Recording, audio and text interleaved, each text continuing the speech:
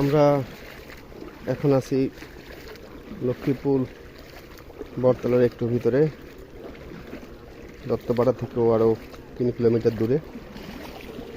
এখানে আসছি, এখানে আমরা খবর পেয়েছি কিছু লোক আছে এখানে, তাদেরকে ত্রাণ দেওয়ার জন্য আমরা আসছি। এখানে আমাদের গাড়ি চলে আসছে, আমরা হেঁটে হেঁটে আসতেছি।